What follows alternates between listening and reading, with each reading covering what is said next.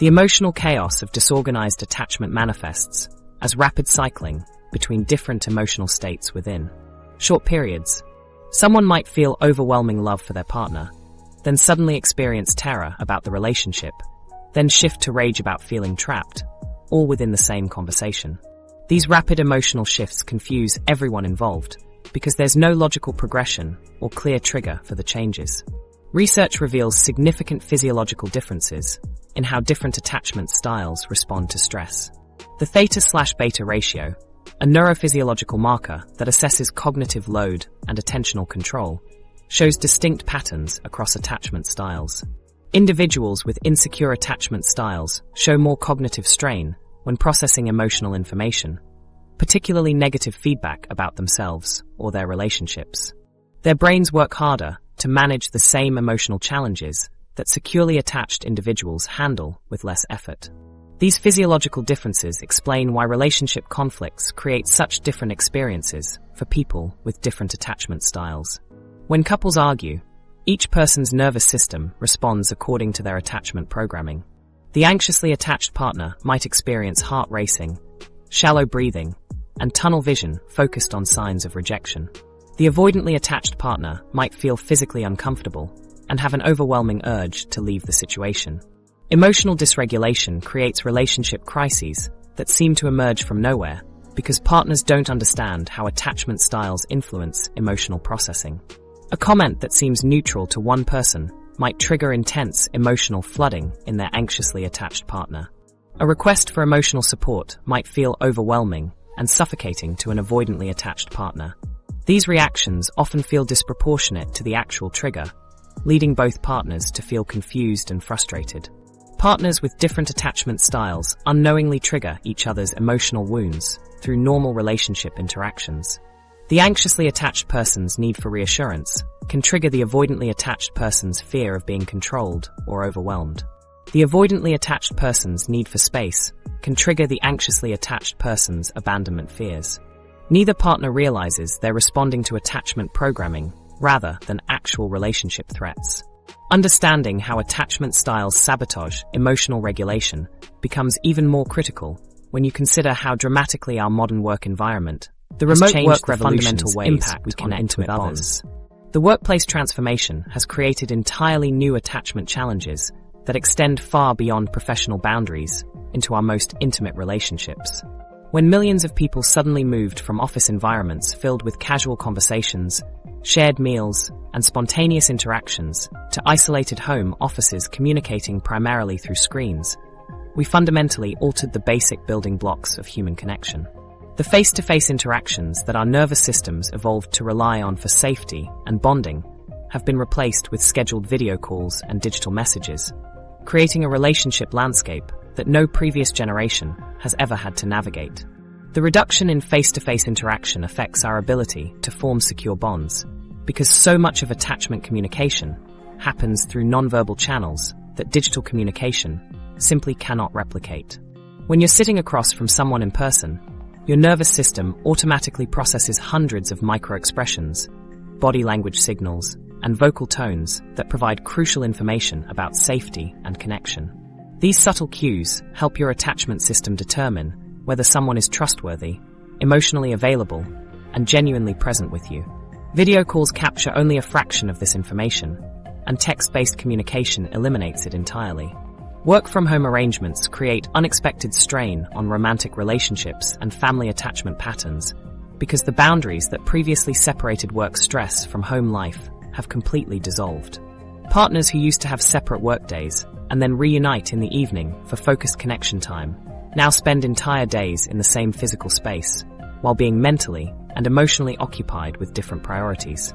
Children compete with work calls for their parents' attention in ways that create new forms of attachment insecurity. The home, which should serve as a secure base for family relationships, becomes a space filled with work-related stress and divided attention. Virtual communication lacks the subtle cues that attachment systems need to feel truly secure in relationships. During video calls, you can see someone's face, but you miss the way they position their body, the energy they bring to the space, and the countless micro-adjustments people make when they're physically present with each other.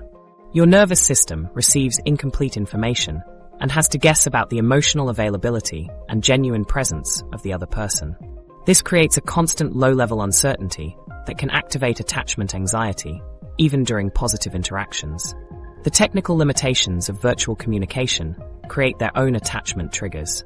When video calls freeze during important conversations, your nervous system can interpret these technical problems as emotional disconnection or rejection.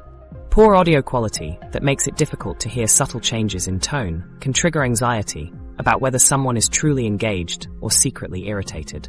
The delay in video calls disrupts the natural rhythm of conversation, making it harder to feel genuinely synchronized and connected with others.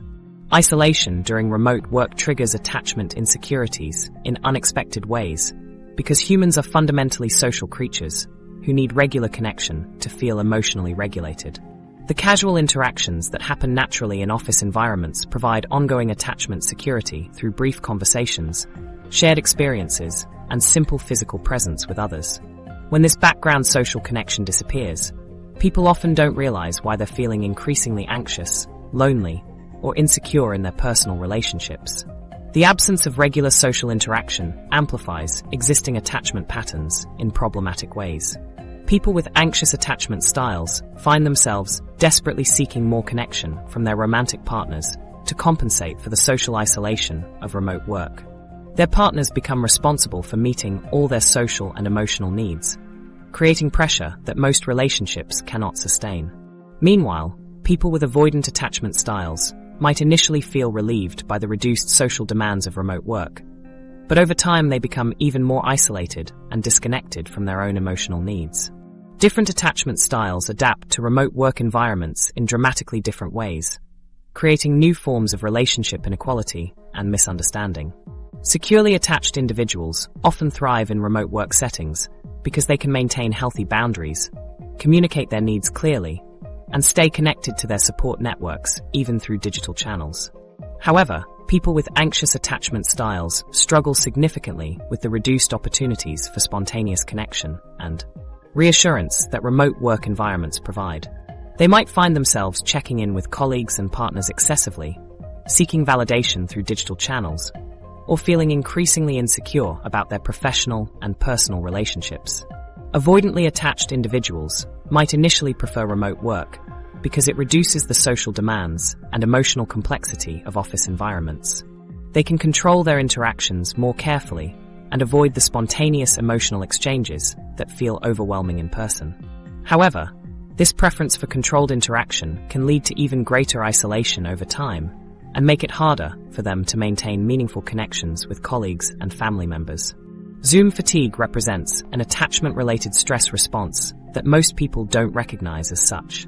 The constant effort required to appear engaged and emotionally present during video calls, while missing most of the nonverbal information that makes connection feel natural, creates exhaustion that goes beyond simple screen time.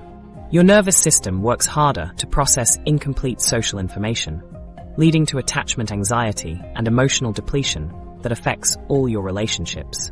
The design of digital tools is beginning to adapt to different attachment styles, with 2025 research suggesting that AI companions and mental health support applications should provide more empathetic responses for users with high attachment anxiety, while maintaining respectful distance for users with avoidant tendencies. This represents a